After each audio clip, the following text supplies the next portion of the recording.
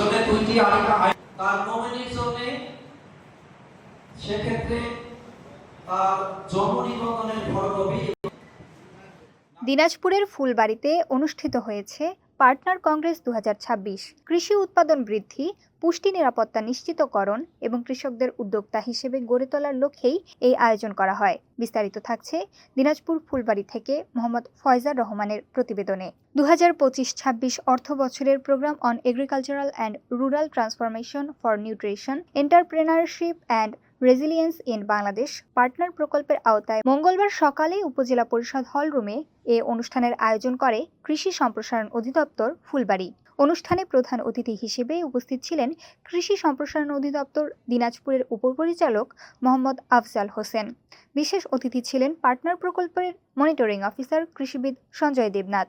অনুষ্ঠানে স্বাগত বক্তব্য দেন উপজেলা কৃষি কর্মকর্তা সাইফুল্লাহ মোস্তাফিজ এবং সভাপতিত্ব করেন উপজেলা নির্বাহী অফিসার আহমেদ হাসান।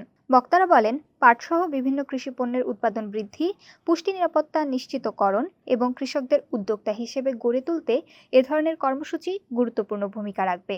তারা আধুনিক কৃষি প্রযুক্তি ব্যবহারের উপর জোর দেন এবং মাঠ পর্যায়ে কৃষকদের প্রশিক্ষণ ও সহায়তা বৃদ্ধির আহ্বান জানান। অনুষ্ঠানে স্থানীয় কৃষক, কৃষি কর্মকর্তা সহ সংশ্লিষ্ট বিভিন্ন পর্যায়ের প্রতিনিধিরা অংশগ্রহণ করেন।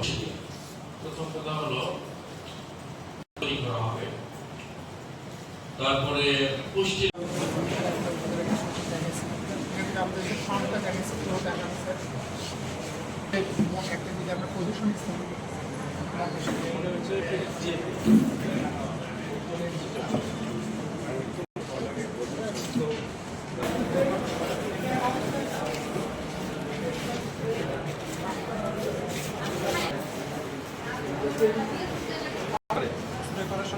এমনও আছে যে স্প্রে করা